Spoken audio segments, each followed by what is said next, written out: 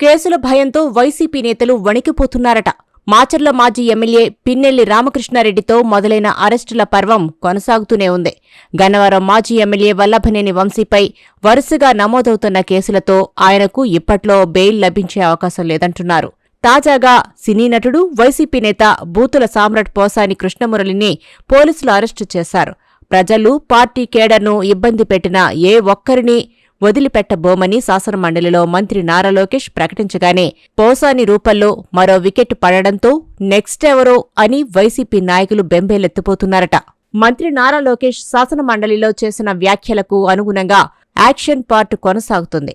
YCP హయాంలో అధికారాన్ని అడ్డుపెట్టుకుని ఎవరైతే చట్టాన్ని ఉల్లంఘించి ప్రజలను, టీడీపీ కార్యకర్తలను ఇబ్బంది పెట్టారో వారిని వదిలే ప్రసక్తే లేదని టైం, డేట్ కూడా రాసుకోండి అంటూ మంత్రి నారా లోకేష్ మండలిలో ప్రతిపక్ష సభ్యులను ఉద్దేశించి తాజాగా వ్యాఖ్యానించారు.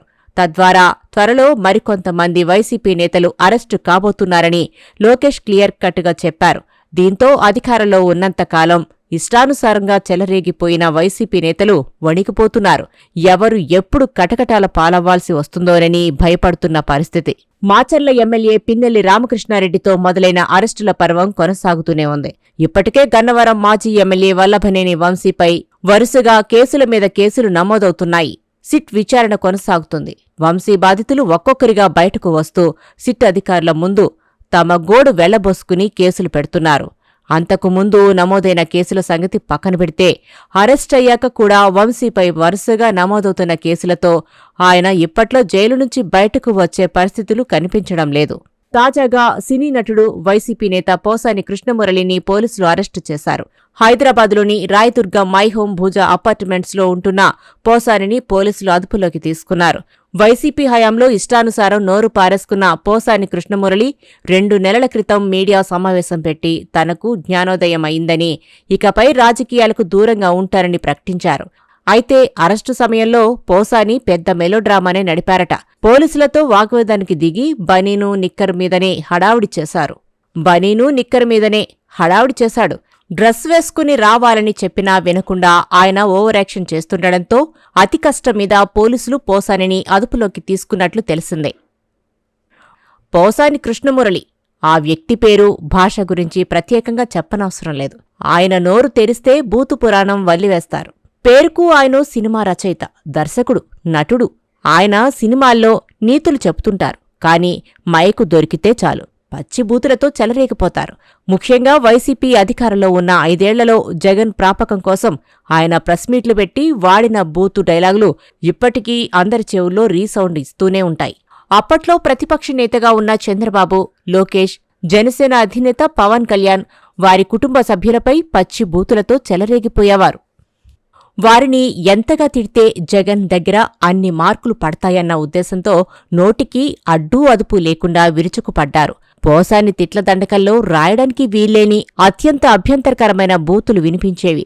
మీడియా ముందు మాట్లాడుతున్నానన్న సోయి లేకుండా తనదైన హావభావాలతో తెగ చెలరేగిపోయేవారాయన. పోసాని ప్రెస్ మీట్ టీవీలో వస్తుందంటే చిన్నపిల్లలు, ఆడపిల్లలున్న ఇళ్లలో వెంటనే ఛానల్ మార్చేయడమో, టీవీ కట్టేయడమో చేసేవారంటే ఆయన ఎంత నీచంగా మాట్లాడేవారో అర్థమవుతుంది. ఆ ఎఫెక్టుతోనే పోసానిపై గతంలో కేసులు నమోదయ్యాయి. అయితే అధికారం వైసీపీదే కావడంతో చర్యలు లేకుండా పోయాయి. వైసీపీ ప్రభుత్వంలో ఏపీఎఫ్ టీవీడీసీ చైర్మన్గా పోసాని కృష్ణమురళి పనిచేశారు. ఆ సమయంలో చంద్రబాబు నాయుడు, పవన్ కళ్యాణ్తో పాటు నారా లోకేష్ను అసభ్యకరంగా దూషించారు. దాంతో ఏపీలోని పలు స్టేషన్లలో ఆయనపై కేసులు నమోదయ్యాయి. కూటమి ప్రభుత్వం అధికారంలోకి వచ్చిన తర్వాత కూడా ఆయన పలు సందర్భాల్లో అభ్యంతరకర భాషతో కూటమి నేతలను దూషించారు. ఇటీవల కాలంలో టీటీడీ చైర్మన్ బీఆర్ నాయుడుపైన అనుచిత వ్యాఖ్యలు చేశారు. దాంతో ఆయనపై బాపట్ల, అనంతపురం, పల్నాడు జిల్లా నర్సంపేట, చిత్తూరు జిల్లా యాదమరి, తిరుపతి జిల్లా పుత్తూరులో పోలీసులకు ఫిర్యాదులు అందాయి.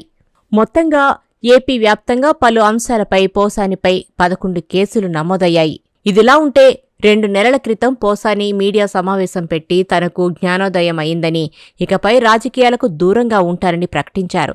దీంతో కూటమి ప్రభుత్వం తనను వదిలేస్తుందని పోసాని భావించినట్లున్నారు. కానీ బండబూతులు తిట్టి రాజకీయాలు వదిలేశానంటే కుదరదని పోలీసులు అరెస్టు చేసి ఆయనకు క్లారిటీ ఇచ్చారు.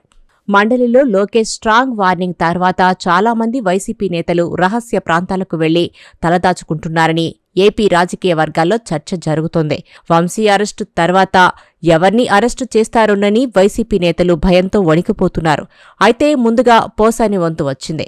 పోసానిని అరెస్టు చేసిన తర్వాత నెక్స్ట్ ఎవరు అనే చర్చ రాజకీయ వర్గాల్లో సాగుతోంది. అయితే ఈసారి పక్కాగా కొడాలి నాని అరెస్టు ఉంటుందని వైసీపీ నేతలు అంచనా వేస్తున్నారు.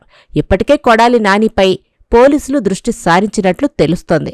గతంలో ఆయనపై కేసులు, ప్రస్తుతం పలు స్టేషన్లలో ఆయనపై నమోదైన కేసుల వివరాలను సేకరిస్తున్నారట.